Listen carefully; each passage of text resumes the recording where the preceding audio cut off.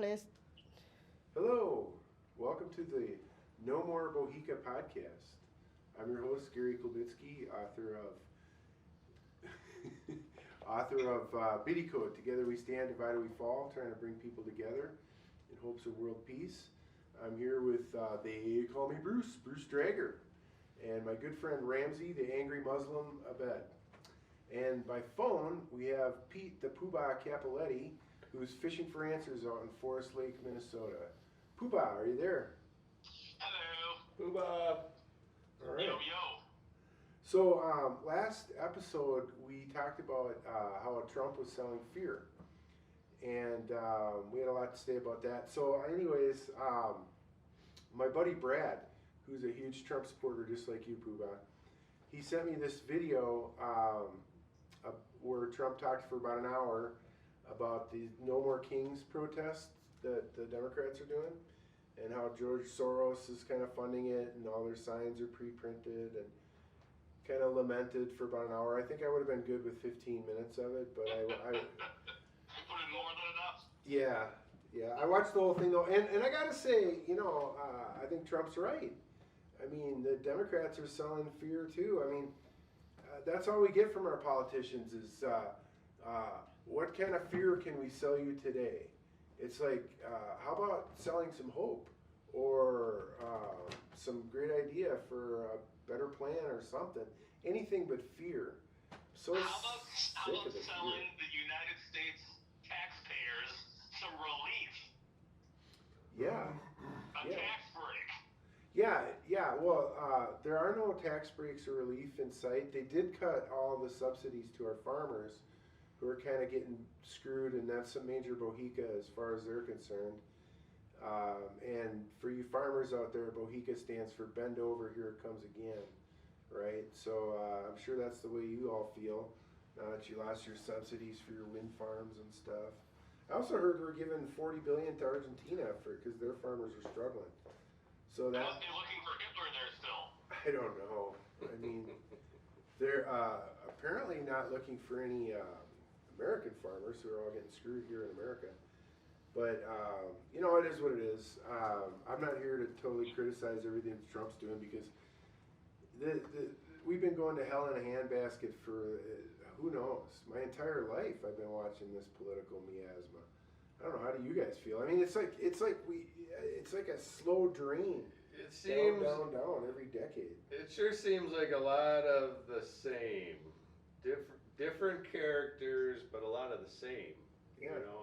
Maybe they just need to someday admit that they're working together, Well- because it sure seems like they're working together.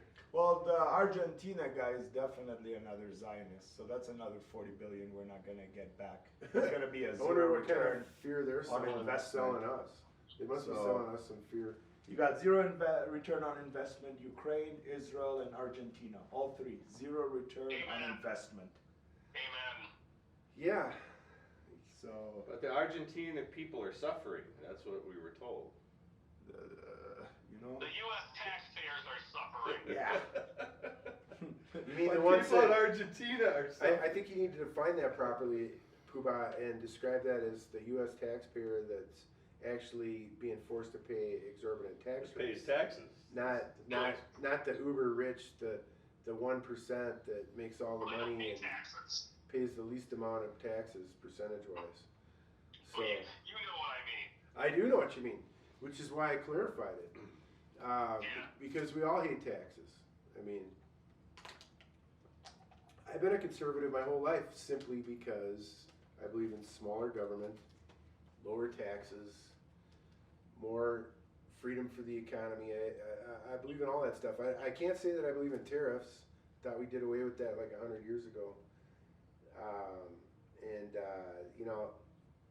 Who knows? I'm not the nation's economist, so I'm not here to criticize everything we're doing. Let's give it some time, see what happens, I guess. But all I know is inflation's through the moon since we started these tariffs.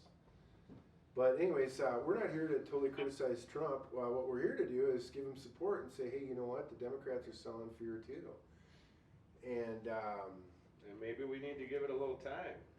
maybe both sides need to get sick of this fear selling and hold each of their sides accountable and say, how about selling us some hope instead of some fear?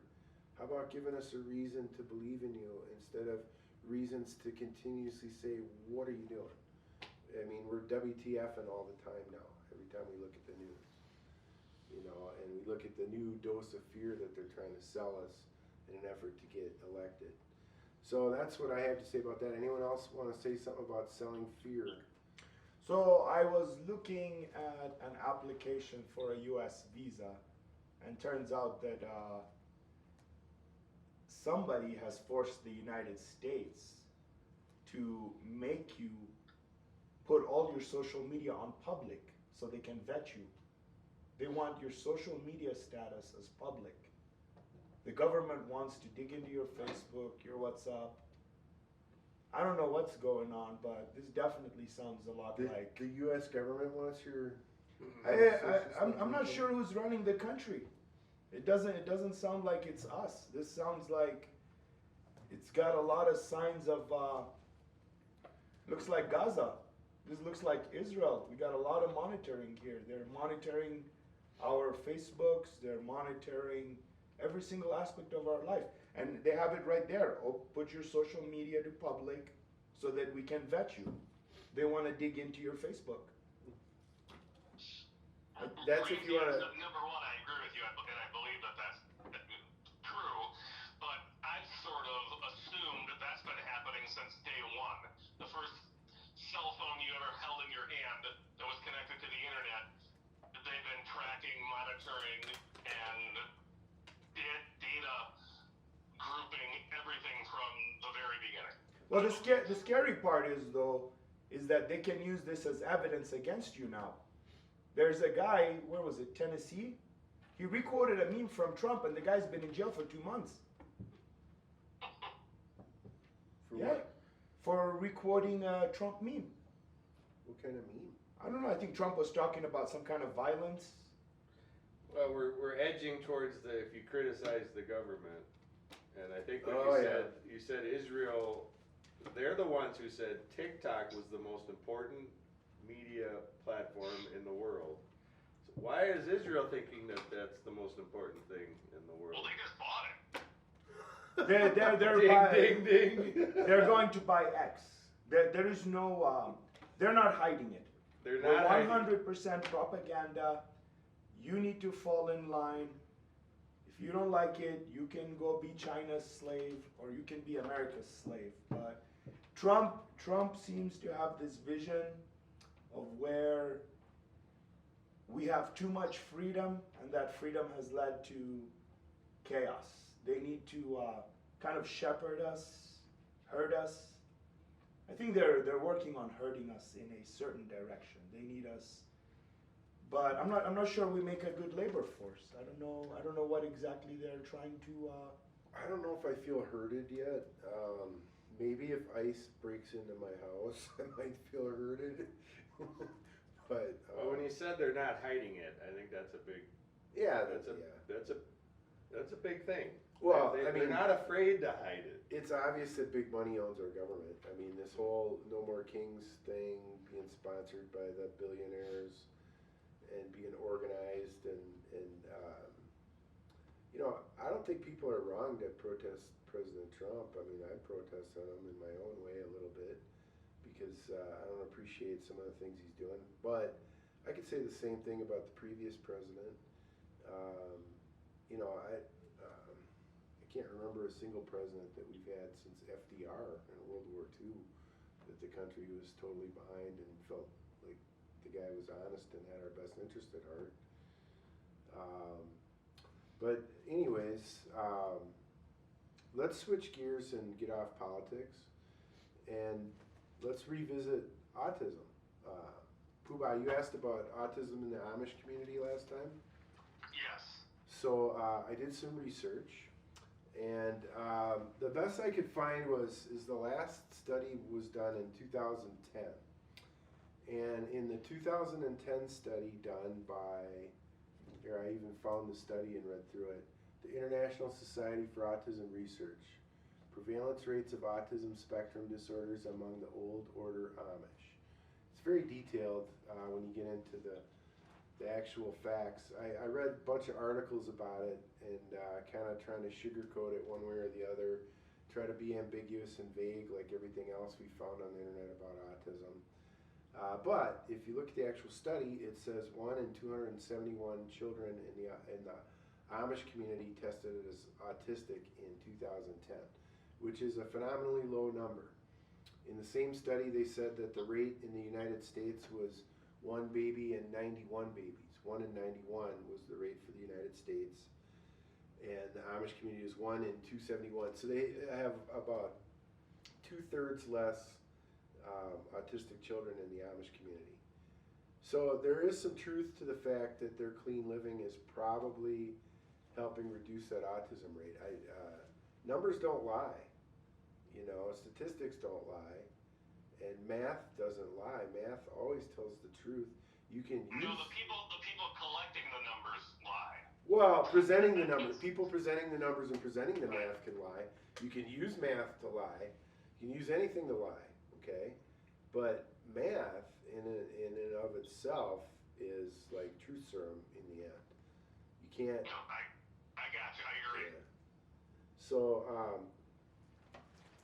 anyways, I thought that was very interesting. So I think there's some truth to what your boy JFK Jr. or whatever said about the Amish community being more healthy and having less autistic babies. I think there's some truth to that. I think it would be nice if they actually did a real investigation of it instead of just giving it lip service for publicity and stuff.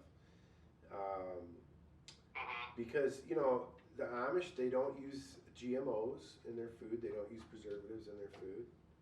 Okay, those are two things that we've highlighted here on every show that nobody talks about in the autism community, but they should be. Okay, they should be. It's not just obesity that these things are causing.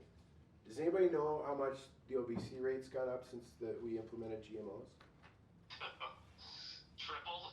It's basically doubled. It was in the low to mid 20% percentile before in 1995, before GMOs went into use in '96 or whatever it was, and then last I checked, it was like 5 years ago, and it was up to 48%. So it was basically double. With the preservatives and the processing we do to our food, is it any wonder that we have this myriad of health problems and our babies aren't being born healthy? So I also investigated the autism rates in other countries. Found this cool little website. I can go put the cursor over any country in the world. You can ask me what their autism rate is. I don't know how accurate these numbers are. It says in the United States, 969 babies per 100,000. That doesn't quite sound as high as 1 in 36. Sounds like 1 in 1,000. Yeah. Yeah, so that doesn't sound too accurate. But no, it sounds about 1 in 100. when you look at the numbers just in a macro sense, the numbers in India and China are half of what we have in the United States. The numbers are actually a little higher in Canada. And the highest number is Japan. They have like 1.5 times as many autistic babies as us. Either that or they're more truthful in their reporting. But this autism issue is worldwide.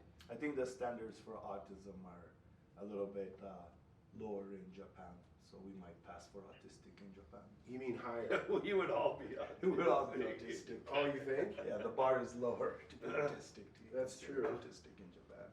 That's true. How about North Korea? Did they report? Oh, I don't know. Let's I look. think the Indians on average are all autistic. Where's North so Korea? you have to stand out. This is Russia. It is North- just north of South Korea. North Korea, their rate is okay. So less than half of South Korea. South Korea's rate's kind of high, like Japan. North Korea's low, like China. So yeah, you got to question the reporting and stuff. I mean, seriously, it's probably a worldwide epidemic from what I can see from clicking on all. How the is it in the countries. Muslim countries? So basically, we're looking Just as for, bad. What is it in Saudi? A little less than the United States. There says 793. Ours is 969, and like Japan is 1,340 per whatever. So if these are even remotely Ethiopia is accurate, Somalia, 948. They're all similar to the U.S. Doesn't that make you think less about specific food and specific processes of processed food and more about environmental conditions, remnants of nuclear testing, Could or be. air quality, or I think we're just not raising the kids right, maybe.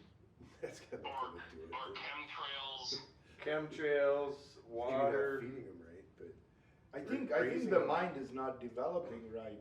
I have a youngster at home. You know, too much screen time. You know, sometimes when I deal with him, it's a little bit different from dealing with kids that I remember before. The reality is That's a constant argument with parents worldwide, is that the kids spend too much time on their devices and their screens and their TVs and their phones, And most countries and have. less time out playing kick the can or baseball. well, one of the problems that we have is we've turned into an adult culture. I have friends who seem to think that it's okay for their 14-year-old to smoke weed. We're having brain developmental issues, is what I think is happening with some of it. I think it starts at a young age. The mother's on her Facebook. The child gets used to that. It's normal not to. We have social disorders. Some of this autism is mostly, I think, socially awkward. The child is not socially developed well enough to communicate with others. Is not. Well, it's not necessarily their fault either. It's not as simple as watching too much TV. I can guarantee you that. Right, but I think that's a factor, because that's consistent. People Yeah, have it's access consistent to with all of them. screens. There's problems. Maybe not in North Korea, but they have access to screens and TVs. Right. In most countries. Right, a lack of interaction, a lack of live interaction. I think A that lack of interaction with other. definitely hurts the social skills of younger people, without a doubt. They're not forced to get out there and meet people the way we were when we were young. So I think, there's definitely some validity to that, but I don't think that has much to do with autism, to be honest. There is a lot of ambiguity when it comes to autism. There's a lot of misinformation, a lot of half truths is what I read when I look at these articles on the internet. It'd be nice if the government actually said we're going to fund a study and look at all these things. They did solve the problem. They said it was Tylenol. Right. Yeah, I read something about that too. That's the latest buzz from the White House, is that Tylenol, pregnant women taking Tylenol can contribute to autism. Are there? I don't know the answer because. Let's run an actual study and find out for real. I mean, what I'd like to see them do is because I know they have access to these numbers, the HIPAA Act and stuff, is find out how many women were on psych drugs while they were pregnant. I'd like to know that. I mean, that's a dirty secret, right, that nobody talks about. I mean, you're taking your antidepressants, your anti-anxiety pills while you're pregnant, and then you wonder why the kid has complications. That's... Could definitely be a factor. Yeah, I think that has way more to do with Well, autism than kids watching TV. Baby, what percentage of childbearing years women do you think are taking some sort of psych drug, antidepressant, anti-anxiety, anti-something? Women between 16 and 39 or 40. What percentage do you think are taking something? Let's Google it. Well, Good we question. live in a country with a system that encourages you to take drugs. And I guess we can't give the guys a pass either. What if they're taking it and their seed is being passed? So I wonder what percentage of women versus what percentage of men are in childbearing years are taking something. All right, so I just put antidepressants. I mean, let's see. Let's see here. That was brought up, Poobah, by Kennedy about the sperm production of males, and Sure. the So- later. And I've heard. So here's what it says. Oh. Here's another thing I heard, and again, don't know if it's true, but I heard that on the male side, a 18-year-old kid or man right now has 1/3 of the testosterone flowing through his veins than when we were 18, or our fathers were 18. Now, back in the 80s and 90s, we had ways of making up for that. But that's, I'm curious how or if that's true, and what kind of effect that has on everything, and why that would be. All right, so,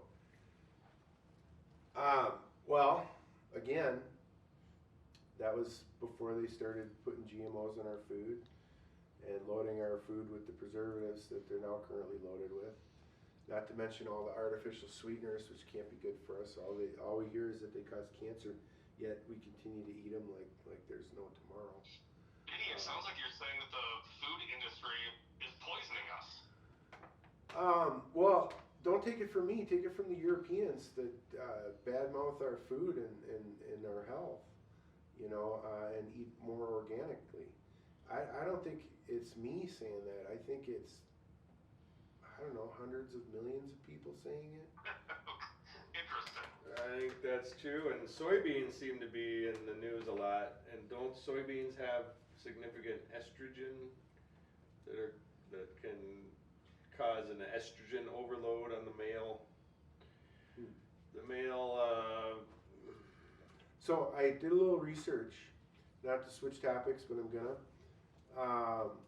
You asked how many women between ages 19 and 39 approximately are on psych drugs. Well, I found that antidepressants, there's 10.7% of all women take them during that age group, and anti-anxiety is 6.3. So just those two medications alone means 17% of the women between ages 19 and 44 basically are on some type of anti-anxiety or antidepressant. So that's pretty high. That's a little bit higher than 1 in 6 women. And our autism rate is 1 in 36 babies. I don't know if it's related or not. But it would be nice if they actually did a real study and showed us one way or the other if it was related. And these women, they have every right to take these medications. I'm not trying to discount them for that. But at the same time, if they knew going into it, when they got pregnant, that taking this medication could cause their child to have autism, do you think maybe they would not take the medication for 9 months or whatever it took? Not at all. I guarantee some of the women would. Some would say screw it and just. It's all legal disclaimer. All the side effects on our medication are legal Right. disclaimer. Nobody here bothers to read it. Nobody even cares. You can't sue them anyway. Right. Right. Thanks to Ronald Reagan. And those percentages, as women get older, those percentages all leap up and double by the time they're in their 60s. So it's a high percent. I wonder how it's probably similar for men too. I'm guessing. Have they looked at it in terms of classes of people? Like if you have access maybe to better food as compared to somebody maybe who's on benefits? Well, I mean, we just talked about the Amish. They eat way better than we do. They eat fresh food. They grow their own food. They don't use preservatives. They don't do all these things that we're calling out, saying, "Hey, we need to look into this." I think it might just be our genetic pool.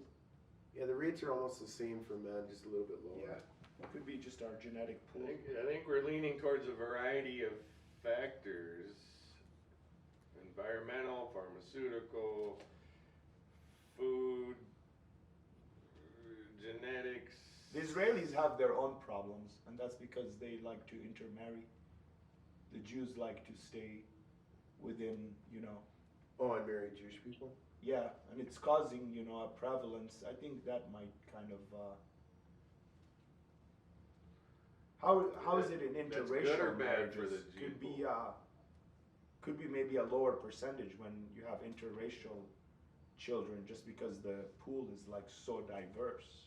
I don't know. Their autism rates in Israel are pretty much the same as they are all over. Not much higher. They're in Europe. They're about 75% of what we are in the U.S. according to this website. Who knows how accurate it is? I mean, you can't trust everything you read on the internet. Which is funny because all you can read on the internet about autism is a bunch of misdirection and half-truths, and it's pretty clear that the powers that be want us to stay confused on the issue. It seems that way. So, that said, we should talk about some Bohica, because we are the No More Bohica podcast. And for those of you that don't know what Bohica means, picture Kevin Bacon in the movie Animal House getting down on all fours and getting paddled by Niedermeyer, the big meanie, and saying, "Thank you, sir, may I have another?" So Bohica stands for "Bend Over, Here It Comes Again." And I want to talk about something that I think is Bohica. I'm an Uber driver, and I had a ride, a really sweet grandmother the other day, and we were talking about her grandkids and school, and she was lamenting about the fact that her grandkids aren't very well educated. And she says they don't have history class and they don't have social studies. And she was really disturbed by that. And when I heard that, I got really disturbed. I mean, how do you guys feel about that? They're not, apparently in her grandkids' school, they're not teaching social studies and they're not teaching history. I mean, they're teaching gender studies. Gender studies. What age? Do you know what age? I didn't ask about that. But what I do know is that if we're not teaching history, and we're not teaching social studies, they were young, like 10, 12. How are kids going to learn what not to do? Well, they don't. I mean, seriously, how are they going to learn how not to repeat the same mistakes if we don't teach what the mistakes were? You know, is it any mystery as to why the younger generation seem hell-bent on violence and this hatred against Jews? So here's the thing that I have to ask you, since you bring them up, you like them so much. So you get a people who convinced us about a Holocaust and it should never happen again. They killed 105 people yesterday. 46 of them were children. You're talking about in Gaza? Yeah, Israel. I thought there was a ceasefire. No, there is no ceasefire. Israel has not ceasefired anything. So you're saying that there is no ceasefire in the peace? There is no ceasefire. There is no respect for any American individual. J.D. Vance, I don't want to say how he was wearing his thing around his neck, but they sat J.D. Vance in the Knesset and told him what their plan was. And he left there humiliated. They basically put him right there and put him on the spot. They put an American official on the spot like he was the mayor of Colorado Springs. This is the Vice President of the United States, about the annexation of the West Bank. Israel claimed they were going to annex the West Bank. Now, it might not seem very important, but I'll tell you this, okay? So Jerusalem is very important to Muslim people, and there's 2 billion Muslim people who haven't put their foot up anybody's mouth. Those 2 billion people are sitting patiently, watching this unfold, watching the United States clowning. The United States has become a clown. The United States went to Saudi Arabia, and I don't want to say what the Israeli minister said, but the Israeli minister was talking about the king of Saudi Arabia. This is a guy that has $9 trillion in the bank. Here, let's call them what they are. These are gypsies that got collected from the ghettos in Europe, came on TV, and called out the Saudi king. Called out the Saudi king. So basically you have a country called Israel that is running the United States government 100%. They're not even secretive about it. Even Donald Trump has come out and said that the Israeli parliament has more control over Congress than he does. I don't know how an American president... When did Trump say that? You can watch it. He went in the Knesset. He said it. He said things out loud. He said, you cannot speak against Israel or you will never make it in politics. He said Miriam Adelson bought him. She bought the presidency. A casino owner in Las Vegas bought the presidency. Yeah. Jared Kushner right now is discussing Gaza. As far as I know, he's the son-in-law of Trump. He's not a U.S. official. He's not a U.S. official. They had a meeting about it yesterday. And then Witkoff let his mouth slip. He said that they've had plans for Gaza for over 2 years. You had plans for Gaza for over 2 years? Was this before October 7 or after October 7?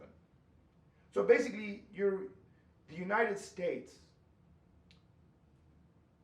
just to put it like this, has legalized corruption. Yeah, well, that's not any secret. Our government's owned by big money. But we've legalized it though.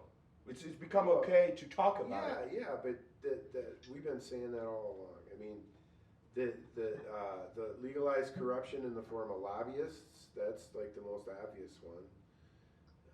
I mean, our politicians get lobbied, wined and dined to do what the big corporations want, and then when they retire as politicians, they get to go get these cushy jobs making tons of money as lobbyists, corrupting the next generation of politicians. It's a vicious cycle, and until somebody stands up to it and puts their foot down and actually does something about corruption instead of just talking like they know what they're doing. Who's going to do that for us? The Chinese people? Who knows? Or the Maybe Indians? It's not going to be Trump, I can tell you that, and it's probably not going to be the Democrats either. It's got to. It's a big, George Carlin said, it's a big club and we ain't in it. Yeah. That's all it is, and it's been that way for a until long we until our government evolves into like a three-party system or something where we get something new in there to put an end to the current status quo, the current corruption. It's going to stay corrupt.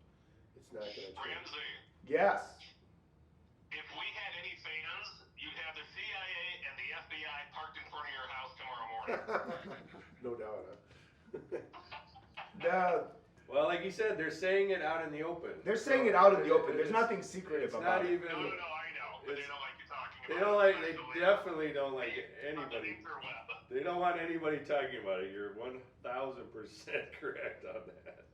But it's so out in the open, and we're so desensitized. I started the conversation by saying, I think it's Bohica that we're not teaching our kids history and social studies in schools. Well, part of that is let's take it off of Gaza and put I it think back the point on that was being made was that's being whitewashed. Right, the history has changed. We're That's one whitewashing. of 1,000 things that's being whitewashed. We're whitewashing slavery. We're whitewashing all the history of Right, the it's Jews. all been canceled. Well, that needs to stop. It's all been canceled. And I can tell you where it started off. Here's it Zoran. needs to end. We need to bring back history and social studies for our kids. So what's going on with the mayor of New York? He got attacked, Islamophobic attacks. He got attacked by every single racist in the country has come out against him. Every single racist. Zoran Mamdani. He's running for mayor of New York. Every single racist has come out against him. Every single racial thing you can say has been said. There hasn't been an objection. There hasn't been an objection. If the guy was Jewish, we wouldn't be allowed to talk to him about him like this. But he's Muslim. He's Muslim. I mean, everything that you hear them talking about is crazy. And the craziest part is we're so afraid they're gonna bring Sharia law. Ooh. Guys, they're selling fear to try to not get this guy elected. but here's the part. Break it down to the simple. Here's the part, though. The whole U.S. Constitution is based on Islamic law. You can look up the history. Now that you bring up history, the history has been changed. It is based on Islamic law. It's based on Islamic jurisprudence. Muhammad is known as the best legislator ever. You guys don't see him as a prophet. They see him as a lawmaker. Let's put a cap on this. Time out. End of discussion. Done. Too many of my friends are hardcore conservatives. I'm not going to sit here and try to say that our U.S. Constitution was written on, what did you say? Let's go research it. Let me bring it for you. You research it before the next show. Let's revisit and this. Give me some real facts to investigate. Don't just. What do you think Islam is? What do you think Islam is? What do you think Sharia law even means? Sharia means distinguishing between good and bad. It's distinguishing between good and bad. That's all Sharia means. Sharia is not about. Dude, you need to calm down and relax. This is a happy show. If you're going to be angry, I'm just going to cut you the fuck off and tell you to not talk anymore. Now, do some research and be prepared for the next podcast, and we'll be fine. Well, it's a subject, Gary, that, and we're calling him the angry Muslim, so we have to let him be angry. But it's, Yeah, Gary. these are subjects that are not discussed enough, but people are very passionate around the world, and we're talking about 2 billion people. There is no question. It's a hot button topic, and most people that pay attention have their own view, and many of those views collide. They do, and this mayor of New York, I don't know a lot, but I do know that's bringing it to the forefront. That is bringing it to the forefront, and Ramsey's 100% correct. We could never say that about a Jewish politician. You could never attack a politician for their being Jewish, but you can attack them for being Muslim, and the fear that they're trying to raise about New York is it's off the charts. Yeah, that is correct, but it's not just Muslim, it's anybody they don't like. They'll attack and make up lies about. Right, but that's an easy target. A Muslim is an easy target for American. The problem here is that you got a lot of people that say Jesus said, "Love your neighbor like yourself," unless of course they're black, Jewish, Muslim, or different than you. Right. Exactly. That's where the real problem is, Puba. Exactly. There is no love your neighbor like yourself in Christianity anymore. It's more like love yourself and God will love you and love yourself. I try to love my neighbors. You don't see people loving their neighbor like themselves, and love yourself and enrich yourself is where we see. And most of the Muslims, with the exception of my angry friend, are very peaceful, peace-loving people. So just a quick little side note. I've got 3 kids that are high school age, 1 in college, and I am seeing and noticing a resurgence in religious thought and religious paying attention to it. Like I used to go to church when I was a kid, and Catholic mass, which is the worst, and I slept through every one of them. And I'm noticing my kids and their friends many of them are actively involved in church and social aspects of youth groups and whatnot. And I've had noticed a resurgence. If you go to any high school football game, there's a prayer meeting at the 50-yard line of both teams on a public high school football field. So it gives me a little hope. Yeah, that gives me hope too. I mean, that's good to hear. When we were kids, you couldn't really talk about church in school, really. At least not much, not until college. So, any thoughts from you guys about them not teaching history and social studies in school? Like I said, it seems to be trying to pretend it never happened, some of this stuff. And, I mean, that's why, but, I don't know. I really don't know. Statues can be removed, or bases can be renamed. Which is it?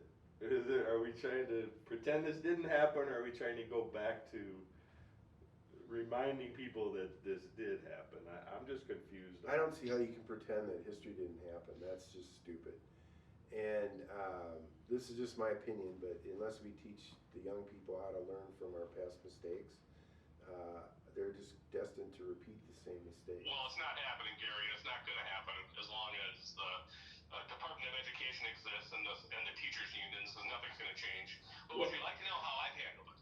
How would you handle it? No, how I have handled it. How have you handled it?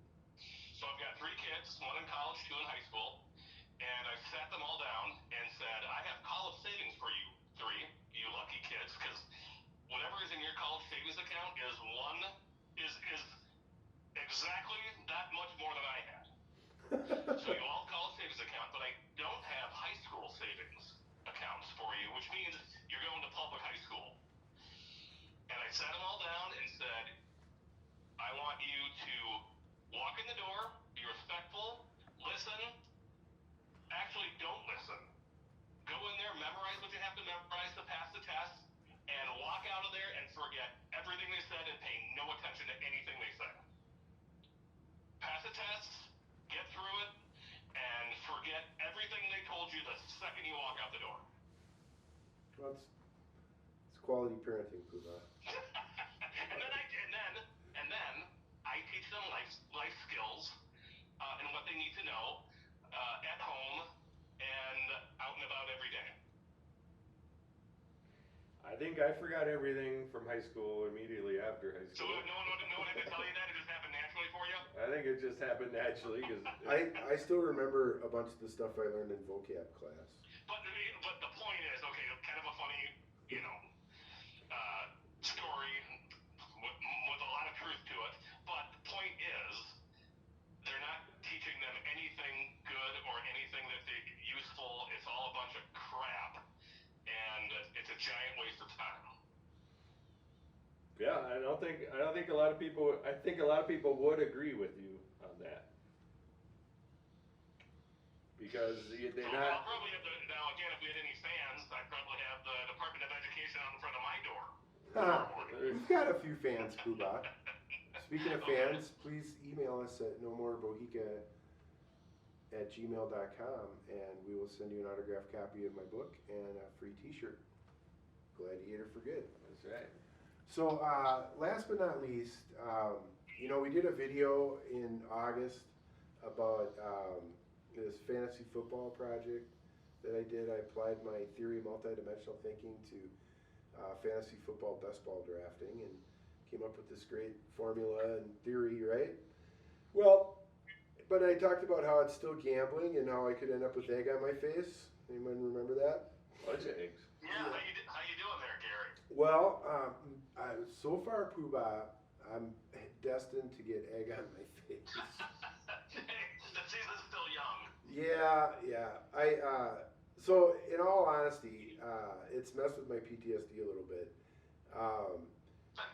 After week 2 when Malik Neighbors, or week 3 when Malik Neighbors tore his ACL and went down for the season, that really threw me into huge depression. I mean, I lost Joe Burrow, Malik Neighbors, bunch of guys, all guys that I loved, and I drafted too much Neighbors. I had him on 25% of my team, so that was not good.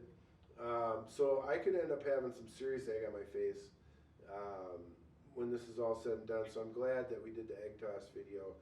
At least now people can see what's happening to me so far. Although, it's like you said, Puba, it's not over till it's over. Hope springs eternal. And if I understand their statistics correctly, I should get at least half my money back, but I'll believe it when I see it. Things have been going about as poor as they could go. I did do one $10 guillotine team that made it up until this past weekend, so I won $100 on that, on a $10 bet. Yay for me. So I'll probably do some more of those guillotine teams next year. That was a lot of fun. A lot of stress and anxiety though on those. Every week you can get chopped, But having a lot of fun with it. It's messed with my PTSD a little bit more than I thought it would, because I had such high hopes for applying my theory to best ball to see if I could do something special. Did it mess with you at the level of your publishers? Oh, you mean kennel dog poo? No, nothing that drastic, nothing that extreme. So Gary, give us a player or two, a name or two that you need to come on strong here next week, and we'll all send you some good vibes on these players. For the next 6 weeks, I need Travis Hunter to start performing like he did the last time he played. He had 8 catches for 100 yards. He had 8 catches for 100 yards last time he played. So Jaden Daniels could come back. That's your guy. I don't know. No, best ball, I'm saying. I don't know, Puba. I mean, it'd be nice to see Bucky Irvin get healthy and start playing again. I don't know if it'll make a difference for my teams or not. I had a lot of Bucky Irving too. In any case, if Travis Hunter could start producing consistently, and Roma Dunze, maybe I got some hope. Maybe I can win some money. I got a lot of Roma Dunze, a lot of Travis Hunter. Okay, Roma Doomsday. Rome's my guy. Okay, He's a we're bear. sending you good vibes, Billy. Cool. I think a future topic should be some of this stuff going on in the NFL with this betting scandal, and maybe we tee that up for next time a little bit. Because there's a lot of weird stuff that happens in these games, and these players, and who's sitting, and who we're being told that they're not sitting, and then they sit. Bruce is an NFL conspiracy theorist. And I probably don't want to say anything about the NFL out loud, but Why not? because they'll show up before the government shows. You think? Roger Goodell's gonna be. There's some entertainment value. When the day comes that the NFL's paying attention to us, we'll start worrying about it. Yeah, good point. But You know, I think that's a topic for future. There's too many weird things happening in the betting world. Betting has become, and it's only growing. There's too much money. There's too much money, and they're gonna steal it all. it's scary. It's scary. The Yeah. states are just starting to come online. You know, it's like with cannabis. Once every state allows betting, there's going to be billions of dollars on every single play in play, and that's just crazy. I mean, Who's to say that it hasn't always been like that? it probably has. But All they're doing now is making it so that people can get taxed, yeah, for winning. So before people were still gambling, the gamblers were gambling, they were bookies. Back in the 90s, one of my good buddies was a bookie. So, several. we've all known. And what about those guys? They're out of work. Their business is. All I know is that I'm a really lousy gambler. And I've had a consistently poor track record my entire life. I've had some good days at the casino, won a few times. I had that one day where I won $1,050 on the roulette wheel. Drank 22 beers. At least that was how many I counted. I don't know if it was more than that. And I stumbled back to my room. I slept. I woke up. I had all these chips. I went down and I lost it all the next day. Yes. Nice. That's what they want. I won $1,050, and the next day I lost $1,100. So I ended up minus 50 over 2 days. But I did drink about 18 beers on day 2, so I had about 40 beers, and for $50 when you break it down like that. That's a quality. That's a lot of beer for $50. Well. Speaking of which, one of these days we'll have to go to Vegas. That'd be fun, huh? Yeah, I think in a casino, you know your odds. You know your blackjack odds, your roulette odds, or whatever. I don't think we've really had fun in a casino for 2 decades. You got a little bit of luck involved at the casino, but in sports betting, I think it's different. There's a lot of luck there too. I think it's going to be. I don't think it's rigged. I think it's they just proved some of these players are checking themselves out of games. I think our elections are more rigged than our sports. Well, that's probably very true. That's a given. So we accept it. That's the whole thing. Yeah. Yeah. So on that note, Yeah, we do. It would take revolution to change all this stuff. we should wrap up, fellas, because we're trying not to run them so long. Does anyone have anything they want to say before we wrap up? Any last words, anyone? It was well-rounded and Okay. discussing. We need future topics from anybody that. Yep, we're looking for your feedback. We're looking for things that you think are Bohica. Please send us your suggestions. And remember, together we stand, divided we fall. And That's why right. we're here. Your last thing I have to say is 9/11 was an inside job. Right. Peace. Peace out, Poobah.